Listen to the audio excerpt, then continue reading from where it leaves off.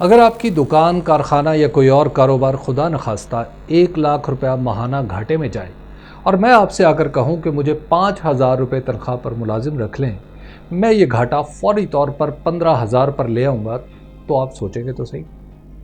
فرض کیا آپ نے مجھے ملازمت پر رکھ لیا، میں کچھ کرنے کی بجائے اس کاروبار کو بند کر کے 10,000 روپے پر ایک چوکیدار رکھ دیتا ہوں کہ خالی جائیداد کی حفاظت کرے، اور آپ کو آ کر کہتا ہوں کہ دیکھ لیجئے خسارہ 15,000 پر آ گیا، تو آپ ہنسیں گے یا روئیں گے؟ ظاہر ہے آپ ہنسیں گے نہ روئیں گے، بلکہ غصے میں آ کر مجھے نوکری سے نکال دیں گے، کیونکہ آپ نے مجھے کاروبار بند کرنے کے لیے نہیں، اسے چلانے کے لیے رکھا تھا۔ جو میں نے آپ کے ساتھ کیا اسے آپ دھوکہ قرار دیں گے، اور کم سے کم یہ تو ضرور کہیں گے نا کہ میں نے آپ کو گمراہ کر کے اپنا کام نکالنے کی کوشش کی۔ یہ مثال میں نے اس لیے دی ہے کہ قومی اسمبلی میں وزیر اعظم عمران خان کی طرف سے اپنی کامیابی کے ثبوت کے طور پر پیش کردہ اعداد و شمار پر بات کر سکوں۔ وزیر اعظم نے فرمایا کہ جب انہوں نے حکومت سنبھالی تو پاکستان کے جاری کھاتوں کا خسارہ، یعنی وہ خسارہ جو ہمیں ہر سال ڈالروں میں ہوتا ہے، 20 ارب ڈالر تھا، اور اب یہ 3 ارب ڈالر ہے۔ وزیر اعظم ٹھیک کہتے ہیں، لیکن یہ نہیں بتاتے کہ کس قیمت پر ہم نے یہ خسارہ کم کیا ہے۔ اس خسارے کو کم کرنے کے لیے ہم نے ڈالر کے مقابلے میں روپے کی قدر 40% تک گرا دی۔ اس کے نتیجے میں ہماری صنعتوں کے لیے باہر سے آنے والا خام مال اتنا مہنگا ہو گیا کہ گاڑی سے لے کر دوائی تک ہر چیز کی قیمت بڑھ گئی۔ آپ کی میری جیب میں 2 سال پہلے جو 100 روپیہ تھا وہ گھٹ کر صرف 60 روپے رہ گئے، یعنی آپ کی میری آمدن آدھی رہ گئی، لیکن جاری کھاتوں کا خسارہ کم ہو گیا۔ یعنی میں نے آپ کا کاروبار بند کر دیا، لیکن یہ دعویٰ بھی کر دیا کہ میں نے تو اپنا وعدہ پورا کیا۔ وزیر اعظم کا فرمان تھا کہ انہوں نے پچھلی حکومتوں کے قرضے اتارے۔ بالکل ٹھیک کہا جناب عمران خان نے، لیکن یہ نہیں بتایا کہ دنیا کے ہر ملک میں ہر حکومت پچھلی حکومتوں کے قرضے اتارتی ہے۔ اگر ایسا نہ ہو تو آپ کے ملک پر کوئی اعتبار ہی نہ کرے۔ یوں بھی یہ منطق مان لی جائے تو پھر عمران خان صاحب یہ بھی کہہ سکتے ہیں کہ پچھلی حکومتوں کے رکھے ہوئے ملازموں کو تنخواہ دے کر بھی انہوں نے قوم پر کوئی احسان عظیم فرمایا ہے۔ چلیے اس کو چھوڑیے، یہ دیکھیے کہ قرضے کیسے اتارے۔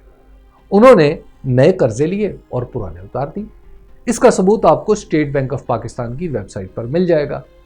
وہاں دیے ہوئے حساب کتاب کے مطابق اب تک تبدیلی حکومت 10,000 ارب روپے کا قرضہ لے چکی ہے۔ یہ تقریباً اتنا ہی قرضہ ہے جتنا مسلم لیگ نون کی حکومت نے 5 سال میں لیا تھا۔ اب بتائیے اس دعوے پر آپ روئیں گے یا ہنسیں گے؟ وزیر اعظم کہتے ہیں کہ ان کی حکومت نے پرائمری ڈیفیسٹ یعنی بنیادی خسارہ ختم کر دیا۔ اس کا مطلب ہے کہ جب آپ بجٹ بنائیں تو قرض لے کر بھی آپ کے اخراجات پورے نہ ہوں، اور روپے کی اس کمی کو آپ خالی کاغذوں سے پورا کرنے کی کوشش کریں۔ ظاہر ہے خالی کاغذ تو کوئی نہیں لے گا۔ حکومت کے پاس اختیار ہوتا ہے کہ وہ خالی کاغذوں کی بجائے نوٹ چھاپ لے اور اس طریقے سے اپنے خرچے پورے کرنے کی کوشش کرے۔ یہ عمل مزید تباہ کن ہوتا ہے اور اس کے نتیجے میں روپے کی قدر مزید کم ہو جاتی ہے۔ نئے بجٹ میں اگرچہ اس طرح کا خسارہ نہیں، لیکن پھر بھی آپ کو آدھا بجٹ قرض لے کر بنانا پڑا ہے۔ اس کی وجہ یہ ہے کہ آپ ٹیکس اکٹھے نہیں کر سکے۔ کورونا تو ابھی 3 مہینے کی بات ہے، اس سے پہلے بھی آپ ٹیکس اکٹھے نہیں کر پائے۔ ٹیکس اکٹھے کس نے کرنے تھے؟ وزیر اعظم یہ بھی نہیں بتا رہے کہ 62 سال بعد ان کی حکومت میں پاکستان نے یہ وقت دیکھا ہے کہ ملکی معیشت بڑھنے کی بجائے کم ہوئی۔ وزیر اعظم کا یہ بھی اعلان ہے کہ انہوں نے تعمیراتی شعبے کو بہت زیادہ امرات دے دی ہیں تاکہ ملک میں تعمیرات ہوں اور نوکریاں ملیں۔ بہت خوب، بڑا اچھا کام ہے، لیکن یہ اس وقت تک نہیں ہوگا جب تک بزنس مین کو حکومت پر بھروسہ نہیں ہوتا۔ حالت یہ ہے کہ چینی پر سبسڈی خود دی اور خود ہی لٹھ لے کر شوگر ملوں کے پیچھے پڑ گئے۔ بجلی پیدا کرنے والے کارخانوں پر سرکاری اداروں کو چھوڑ دیا۔ اب ملک میں پیٹرول کی قلت ہوئی تو بجائے اپنے وزیروں کی گوشمالی کرنے اور اوگرا کے لوگوں کا احتساب کرنے کے تیل کمپنیوں کے پیچھے پڑ گئے۔ اس سے پہلے جس شخص نے حکومت کے ساتھ کوئی بھی کام کیا اسے نیب نے پکڑ لیا، تو کون ہوگا جو حکومت کے کسی اعلان پر भरोसा करके कोई बड़ा तामीराती मंसूबा शुरू करेगा।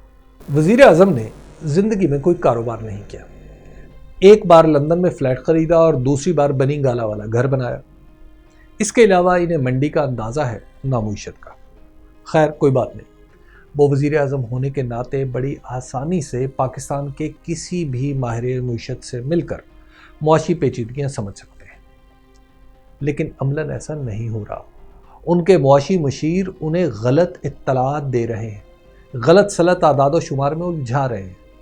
इन मशीरों ने मुल्क की मुईशत बंद कर दी है और वज़ीर आज़म को बता रहे हैं कि खसारा कम हो गया है।